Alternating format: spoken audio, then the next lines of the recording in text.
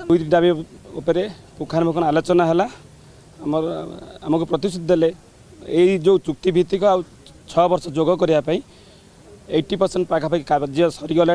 आगे जो अलग कार्यक्रम रही किंतु 15 दिन भितर ये दाबी की पूरा उच्छेद कर घोषणा करेंगे और 15 दिन समय नेले सरकार 15 दिन भितर ये प्रथा को उच्छेद हम एवं 6 वर्ष को काउंट कर आमको प्रतिश्रुति मिलला आगुरी प्रतिश्रुति मिलता समय खाली गड़ी जाइए किंतु एथरक आम आशा आम सहित जो मैंने काली आसी 40,000 कर्मचारी एवं अन्य माने जो माने घरे रही इमरजेंसी ड्यूटी करते समस्ते एवं तांको परिवार भी आशावादी अच्छा जे राज्य सरकार ये चुक्तिभित्तिक प्रथा को 15 दिन भितर निहाती घोषणा करेंगे बोली आम आम जो नेतृमंडली आसी समस्त आशावादी अच्छु टोटाल 70,000 कर्मचारी देखो आपण पुलिस हो नर्सिंग ऑफिसर हो फार्मासी टीचर जूनियर टीचर सब पर शिक्षक आमर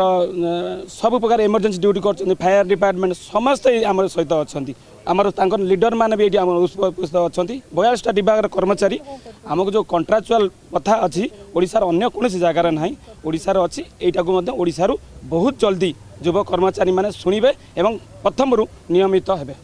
नहीं ता मध्य जो मैंने 6 वर्ष पर कि 6 वर्ष काउंट होने ता द्वारा प्रमोशन पाई पाना